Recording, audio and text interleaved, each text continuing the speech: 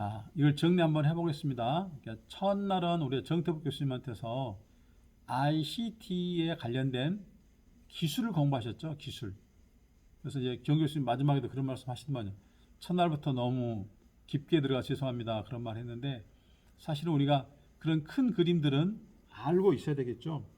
그래서 뭐 LOWPN이나 LPWN에 관한 기술, 특징, 실제 적용 사례 등을 여러분이 공부를 하셨습니다. 그 중에서 뭐 MQTT라든가 커프라든가 이런 프로토콜도 공부를 같이 하셨죠. 둘째 날은 여러분 이제 최영식 교수님한테서 표준에 대한 표준, 국제 표준, 국내 표준. 물론 거기서 표준은 지금 말하고 있는 뭐 스마트 팩토리 표준이 아니고 스마트 산업에 관련된 전반적인 표준에 대한 이야기죠. 이제 표준은 크게 세 가지 아닙니까? 자, ITU 중심의 통신, IC 중심의 전기, IS 중심의 범용. 그래서 우리가 이제 IS가 가장 일반적으로 많이 쓰이고 있죠. 우리 전공과 연관된 거 보면 통신은 ITU, 전사는 ISO, 전기는 IC라고 하는 표준이고 그게 일종의 말하면 국제 표준이라고 하면 그게 이제 국가 표준으로는 KS죠 우리는. 단체 표준으로 TTA가 나오고요. 예, 그래서 좀 표준에 대한 말씀을 드렸고 그 다음에 이제 그 LPWN 특히 이제 그분이 그 SK텔레콤에서 종사를 하셨기 때문에 SK텔레콤에 계시면서 그 옛날 3G라든가 4G라든가 또 5G에 대한 그런 구성도를 그려주면서 노라망에 대한 특성 또 모비스 이런 거에 대한 플랫폼에 대한 설명을 들으셨을 겁니다. 그리고 또 가장 최근에 그분이 이제 저 같이 2019년에 교육받았는데 저는 스마트 팩토리 지원 사업을 별지 하지 않는데 우리 최영식 교수님은 스마트 팩토리 지원 사업을 많이 하시면서 스마트 팩토리에 관련된 사례를 좀 발표해 주셨잖아요. 자, 그래서 첫째 날은 바로 IoT에 관한 전반적인 기술을 공부하셨고 둘째 날은 그 IoT 기술에 관련된 표준 그 다음에 이제 네트워크 그 다음에 플랫폼 서비스 이런 것들에 대한 공부를 하셨고 마지막 플랫폼에 이제 모비스에 대한 설명을 들으시면서 스마트 팩토리에 대한 그런 사례를 공부하셨을 겁니다. 그 다음에 이제 저한테는 뭘 배우시냐면 조금 더 넓게 IT, CT, ICT에 대한 설명을 드리면서 그거는 정보 촉진 기본법, 국가정보화기본법에 의해서 이뤘다 그런 말씀을 드렸죠. 제가 지난 50년 동안의 우리나라의 전자정부의 50년사와 정보통신망 발전사를 가지고 쭉 설명을 드렸고요. 제가 보기에는 그 내용도 잘 정리해 놓으면 큰 도움이 되고 막 교재 받으시게 되면 거기 참고문은 있으니까 저기 출처가 있으니까 구글에서 검색해서 활용하시길 바랍니다. 자, 또 하나는 뭐냐 우리가 ICT를 이야기하면서 ICT는 지능정보기술의 대표다 그렇게 말씀드렸죠. 자, 지능정보기술은 2020년에 지능정보화 기본법이 만들어지면서 지능정보 사회를 선언했고 지능정보에서 핵심적인 키워드는 지능정보화다. 그 지능정보화를 이루려고 하면 기술로는 지능정보기술이고 다른 정보기술이 추가된다 그랬죠. 그래서 지능정보화 기본법에 나와 있는 그 지능정보기술은 5개다. 인공지능, 빅데이터, 사물인터넷, 클라우딩 컴퓨팅, 5G 또는 광통신망. 기타 다른 기술로서는 법률에서는 언급이 안 되어 있지만 우리가 정부 정책이나 실질적 산업 현장에서 많이 이야기하고 있는 게 BIM, 3D CAD라고 그랬죠. AR, VR, XR 요즘은 가상 융합 경제라는 단어를 쓰고 있습니다. 굉장히 이것도 이제 정부에서 밀고 있는 그런 산업 분야 중 하나죠. 그다음 3D 프린터, 그다음 블록체인, 분산 처리, 분장하는 거요. 그 다음에는 이제 우리가 드론이라든가 로봇이라든가 또 스마트 디바이스 이런 것들이 다 다른 지능정보 기술에 해당된다라고 말씀을 드렸습니다. 그래서 그런 걸 가지고 실질적으로 우리가 이제 구현하는 것이 바로 ICT라고 하는 대표적인 단어였다라고 말씀드렸고, 그리고 우리가 이제 사물 인터넷에 관련된 어떤 그를 구축하려고 하면 역시 그 행안부에서 만든 정부 사물 인터넷 가이드라인을 따라야 된다 그렇게 말씀드렸죠. 그래서 여러분들이 실질적으로 우리 광역단체나 지방자치단체는 아직까지는 바로 행안부 소속이기 때문에 행안부에서 2019년 7월 14일 만들었던 7월 16일인가 만들었던 바로 우리가 상부 사물 인터넷 가이드라인을 가지고 우리가 하려고 하는 그런 서비스를 구현해 보면 좋겠다. 그래서 SPND 개념에서 NMS, 그다음에 세큐리티 개념을 말씀드렸고요.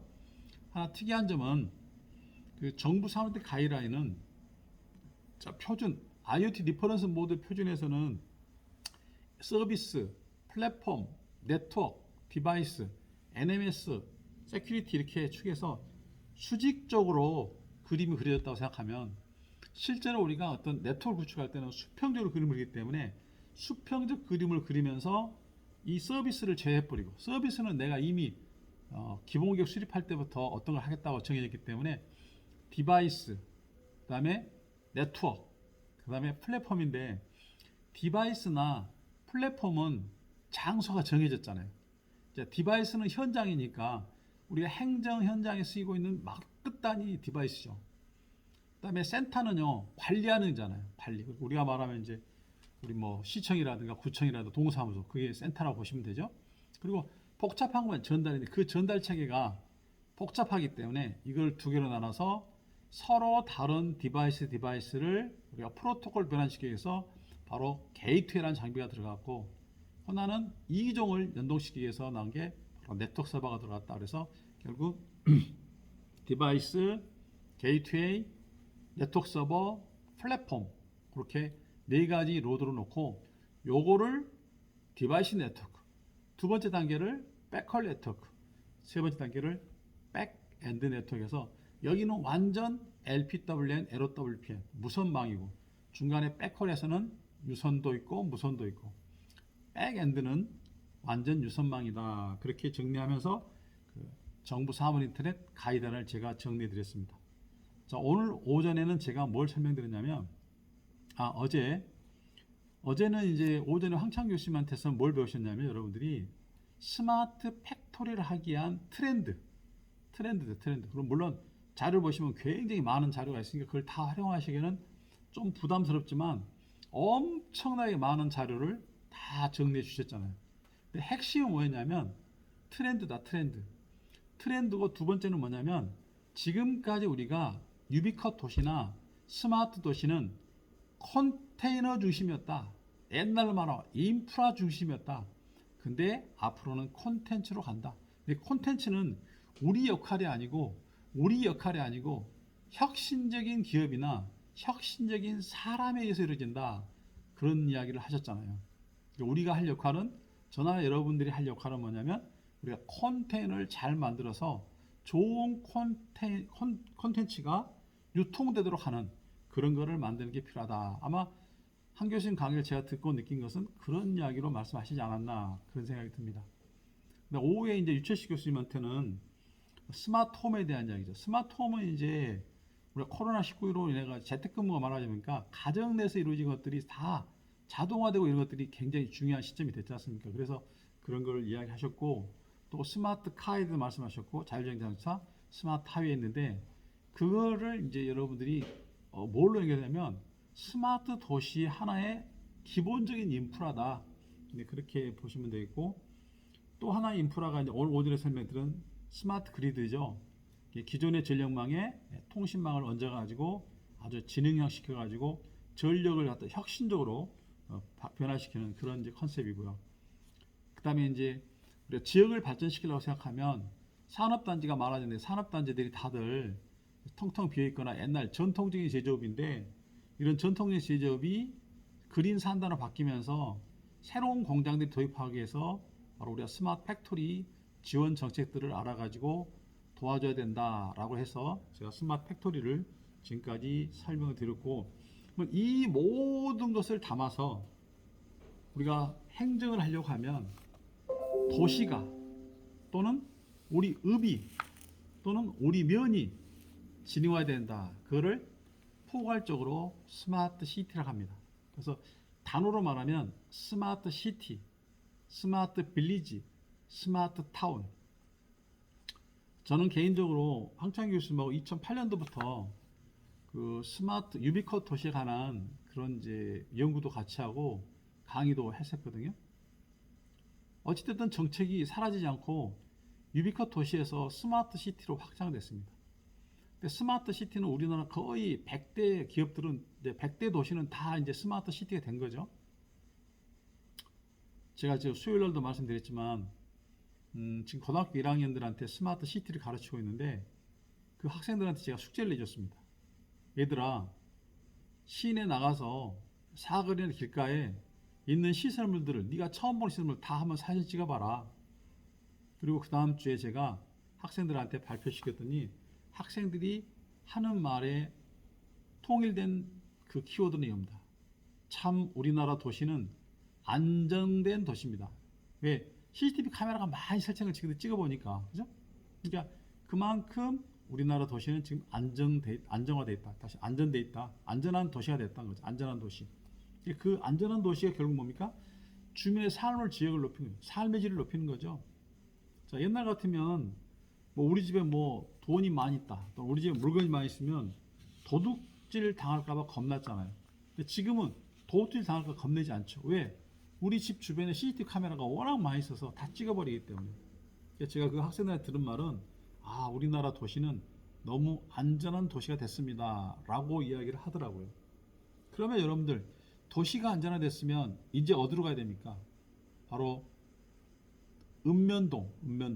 우리로 말하면 이제 읍단이죠. 읍단위로 가야 돼요. 인구가 한 2만에서 만 정도 되는데 더 가면요 인구 한 3, 4천 되는데 이게 이제 마을은 마을이지만 마을이 좀 큰 마을 있잖아요. 그래서 저는 이제 스마트 타운 또는 스마트 빌리지 이런 쪽으로 계속 우리가 확장돼 나가야 된다. 스마트 시티가 됐든 스마트 타운이 됐든 스마트 빌리지가 됐든 기본 계획 수립하는 방안은 똑같습니다. 바로 지금 화면에 보이시는 것처럼 외부 상황 분석, 내부 현황 분석, 적용 기술 분석, 비전, 목표, 전략, 과제, 그리고 추진 과제 계획을 수립하는 것이 스마트 시티, 스마트 타운, 스마트 빌리지에 관한 기본계획 수립 방안이다 라고 생각하시면 모든 기본계획은 이 방법론에 의해서 한다 라고 생각하셔도 됩니다. 그동안에 제가 오랫동안 유비쿼 도시나 스마트 도시 기본계획 수립할 때 사용했던 그 방법론입니다. 하나씩 소개하도록 하겠습니다. 첫 번째, 외부 상황 분석입니다. 자, 외부 상황 분석은 우선 우리 행정기관이 예를 들어 한 평이면 한 평 이외의 상황이죠. 한 평 이외의 상황이 뭡니까? 전라남도, 더 나가서 우리나라 전체, 더 나가 세계 전체, 그게 외부 상황이죠. 그러니까 한 평군을 제외한 나머지는 다 외부 상황이죠. 그럼 결국 뭡니까? 국회에서 만든 법이라든가 또 정부 정부 행정기관에서 만든 정책이라든가 또 이런 것들을 봐야 되는데 대표적으로 스마트에 관련된 것들은 지금 여기 표현된 5가지를 꼭 보셔야 됩니다. 첫째, 스마트 도시 법률. 두 번째는 스마트 도시에 관련된 표준. 어제 황창기 교수님께서 우리나라 도시 평가하는 평가 항목 말씀드렸잖아요. 그게 표준입니다. 그 다음에 정부 사물이 틀의 가이드라인. 제가 수요일 날 오후에 설명드렸던 요약이요. 그래서 거기 보면 4개의 노드와 3개의 링크, 디바이스, 게이트웨이, 네트워크 서버, 플랫폼, 그 다음에 디바이스 네트워크, 백홀 네트워크, 백엔드 네트워크에 설명드렸죠. 그게 바로 기본 핵심입니다. 그런 것들을 여러분이 도입하려고 하는 서비스 하나씩 분산 정의하고 그 서비스가 모아지면 하나의 이제 도시가 되는 거고 타운이 되는 거고 빌리지가 되는 거겠죠. 그 다음에 2020년 7월 14일 나왔던 항판 뉴딜, 그리고 2021년 7월 14일 나왔던 항판 뉴딜 2, 거기에 디지털 뉴딜 또는 그린 뉴딜 또는 휴먼 뉴딜 또는 융합 뉴딜 이런 것들이 뭐가 있는지를 찾아서 우리 행정기관에 적용하는 거죠. 그 다음에 이제 꼭 높은 장관들이 꼭 물어보는 게 해외는 어쩌냐 물어봐요. 사실 이거는 제 개인적으로 말씀드리면 4대주의죠. 4대주의. 왜 해외를 물어봐요? 우리나라 국내 상황에 맞으면 되는 거죠. 우리 지역 상황에 맞으면 되는 거죠. 어찌됐든 관례적으로 해외 사례를 우리가 조사 분석하는데 최근 정보를 보니까 영국이 전자정부 쪽으로 앞서가고 있는 것 같더라고요. 그래서 그런 내용을 좀 정리해 보도록 합니다. 자, 그다음에 이제 내부 현황은 우리 지역이죠, 우리 지역. 우리 지역인데 우리 지역을 볼 때 가장 중요한 거는 백서입니다, 백서. 매년 백서가 있잖아요, 백서. 그러니까 백서라고 하는 거는 우리나라 지방자치단체가 1년 동안 했던 것들을 다 정리한 책자거든요. 정말 좋은 책입니다. 그래서 그 백서를 꼭 보시고요. 두 번째는 뭐냐면 우리 정보통신과나 정보통신 담당이 하고 있는 게 있죠. 정보화 기본계획이죠. 정보화 기본계획. 정보화 기본계획이 필요에 따른 형식적일 수도 있지만 그래도 정보화 기본계획의 계획 내용과 시행 결과를 분석해 보는 것도 굉장히 중요하죠. 또 하나는 시단위 주로 하고 있는 건데 매 5년마다 스마트 도시 기본계획 수립하고 있잖아요. 자, 이런 것들을 다 분석하는 게 뭐냐? 실질적으로 내부 현황을 분석하는 내용이다 라고 생각합니다. 그래서 이런 걸 보시기 바라고요.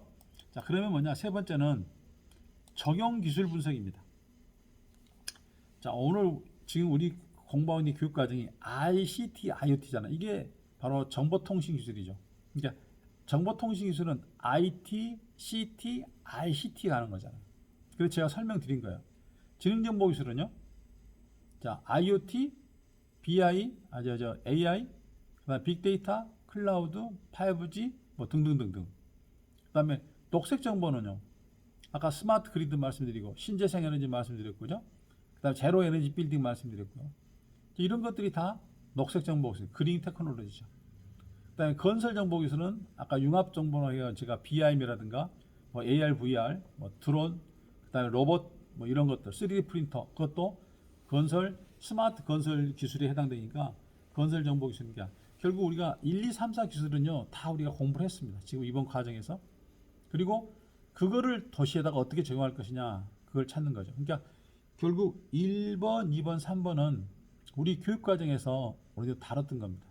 이걸 가지고 그 지역 특성에 맞게끔 바로 우리가 외부 환경, 기회, 위험을 찾아내고 내부 환경의 장점과 단점을 찾아내는 게 중요하다. 최근에 우리나라에 그 어떤 과학자 한 분이 오셨어요. 여러분 혹시 아시면 인터넷 한번 쳐보십시오. 김영기 시카고 대학 물리학과 석좌 교수입니다. 나이는 많지 않으시던데 석좌 교수이더라고, 석좌 교수. 그분 제가 그 인터뷰를 보고 너무 감동 먹었습니다. 그분이 이제 그 과학기술재단인가 거기 와서 특강한 거를 제가 어제 또 들었어요. 여러분 강의 이제 준비하면서 제가 그분 강의 들었는데 그분이 그런 말 하더라고요. 그분 고향이 원래 경상북도 하양인가요? 하양? 그래서 그분 강의 중에 뭐 말씀 중에 나오던데 뭐 대구에서 가까운 그런 지역인가 봐요. 그래서 이제 초등학교하고 초등학교인가 거기 나오시고 중학교인가? 그리고 이제 고등학교 때는 대구로 나오고 대학은 고려대를 나오셨는데 그래가지고 이제 고대 석사하고 박사를 미국으로 가서 하시고 나서 이제 거기서 계속해서 이제 성공해서 이제 2024년에 미국의 물리학 학회장을 합니다. 이게 대단한 거죠. 그러니까 뭐 학회장이 100 몇 명인데 어제 그 말씀 중에 그런 말 하더라고. 아시아인은 두 번째다. 아시아인은 두 번째인데 자기가 두 번째란 거죠. 그래서 그 학생들이 이제 패널로 나가서 질문했습니다. 교수님이 성공한 비결이 뭡니까 그랬더니 딱 한마디로 그러더라고요. 사람마다 장점과 단점이 있는데 사는 사람을 볼 때 단점을 보지 말고 장점을 보고 장점을 활용하면 진정한 리더가 된다. 자기가 이제 그런 리더십 발휘에 대해서 그런 말씀 하시는데 마찬가지죠. 여러분들이 지역을 발전시키려면 그 지역의 장점을 찾아내야 되는 거죠. 우리 한평군에 계신 우리 팀장님은 한평은 뭐가 떠오릅니까? 전 고향이 목포이기 때문에 한평 많이 가봤잖아요. 많이 갔지만 딱 머리 남는 뭐죠? 나비축제죠, 나비축제. 과연 그 나비축제가 한평에 어떤 이미지 좋은지는 모르겠지만 어찌됐든 나비축제를 통해서 결국 많은 사람들 관광이 왔고 또 와서 뭐 음식도 먹고 뭐 돈도 쓰고 가고 그랬잖아요. 그러니까 한편 그러면 뭔가 이미지가 있을 거란 말이죠. 그런 장점. 그래서 우리가 장점을 최대한 활용하고 단점은 줄여주는 게 중요하다. 그리고 외부적으로는 지금 코로나19 이런 것들이 이제 기회가 될 수도 있잖아요. 반대로. 그죠? 그런 것들.